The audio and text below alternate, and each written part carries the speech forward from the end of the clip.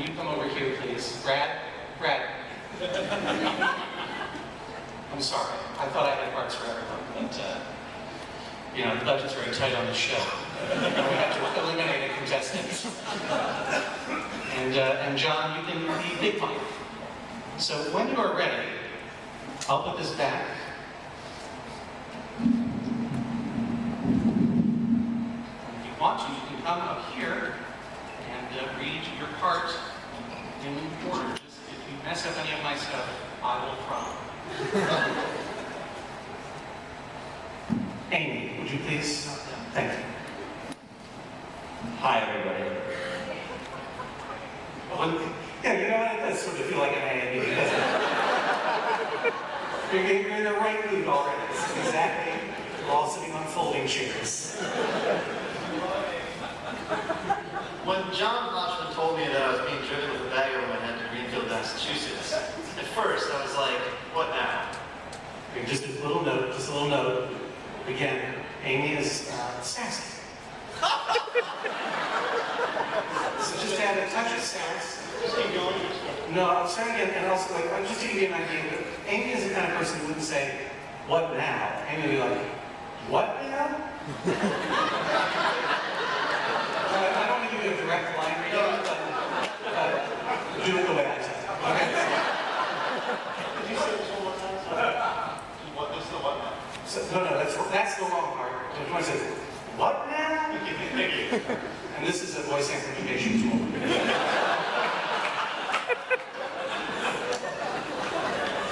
We're gonna start at the top.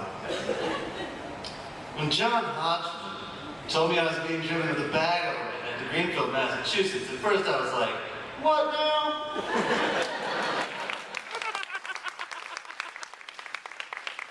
But then, I did a quick search on my evoyagecheckplus.com, the new social network hub portal for judging small towns and local businesses. We do a lot of product placement in the show. And I checked out all the reviews and photos. Many of them were like, Greenfield's not worth the money. The portions are too small and the service is snotty. But then there were some sponsored links that John Hodgman paid for, and they told a different story. When I learned about the beautiful countryside and foliage, the amazing restaurants and nightlife, and the BJ's Wholesale Club, I was like, oh yes, I can do this. It's on, Greenfield. Thank you very much.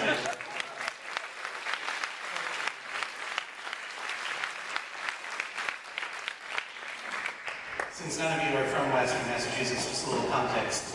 Greenfield, Massachusetts is a hellhole.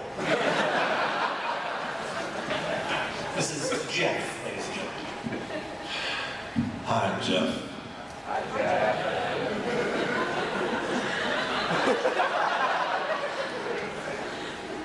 Look, I'm not going to say it was ever my dream to be driven around in a burlap sack over my head. And I still don't understand why they refuse to feed me. And when I asked for water, they soaked me with a hose. They said it was for insurance reasons, but I will say this. I didn't expect the ride in the brand new, completely windowless Ford Creepoline to be that smooth. For a long time I was like, hey, when are we gonna get going? And that's when they said, we've been driving for hundreds and hundreds of miles. This is an incredible van. It really is. Thank you very much.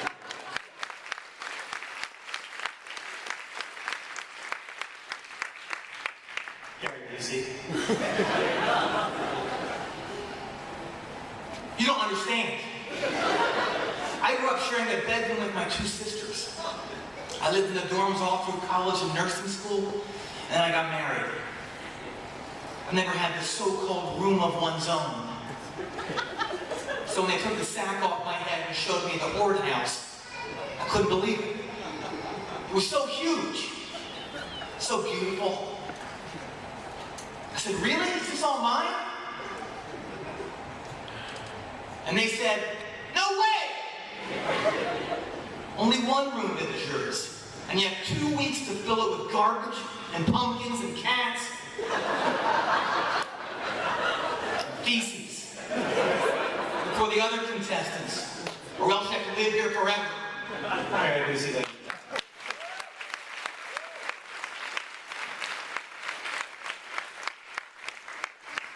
Not a lot of people know that Gary Busey is a registered nurse. That's just the sort of thing we make Gary Busey say in our show for our amusement. Little Mike.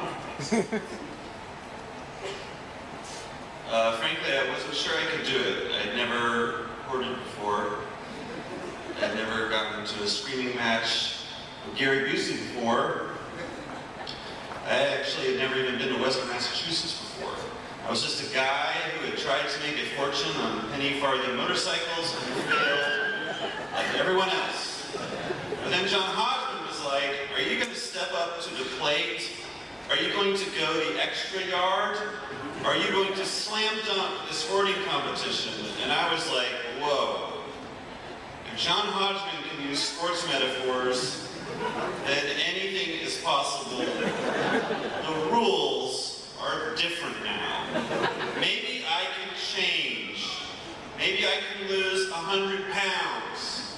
Make my family trust me again. And get these 1,000 amazing smelling Febreze noticeable air fresheners out of this dumpster and into a huge pile in the middle of my floor.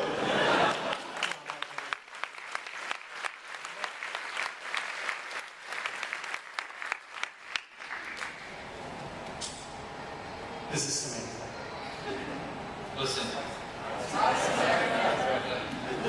Hey.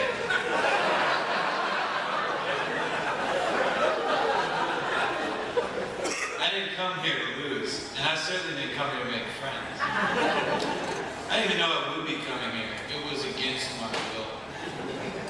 So why would I want to make friends with you? Do you think that I have Stockholm syndrome? Do you think I'm suddenly best friends with John Hodgman? Do you think I'm in love with him? Do you think that I want to rob a bank with him? The answer is a little. A little. And that's why I'm going to step up and win this celebrity quick bank rob challenge. And I also think that's why I've been getting so many nosebleeds when I talk. Okay, that's enough, Samantha. Go back into your closet. Thank you.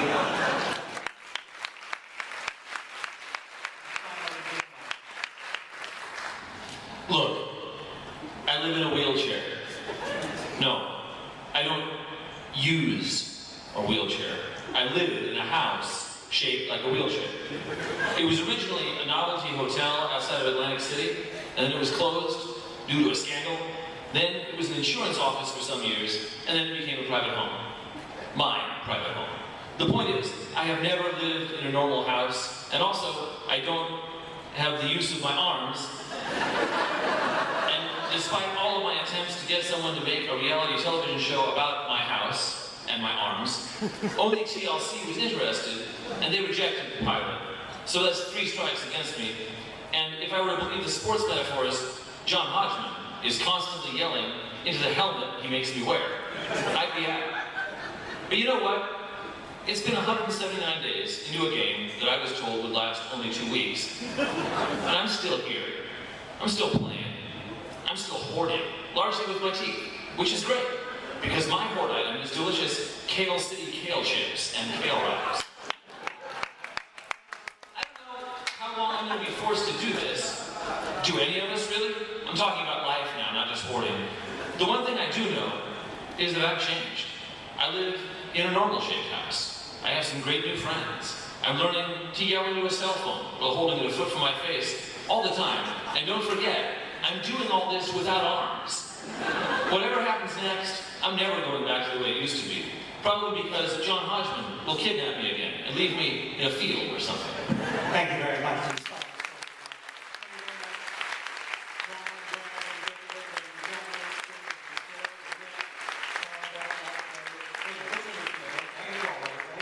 All you feral mountain men, I get you all confused. Get off my stage. I'm going to talk to the people about Ragnarok for a while.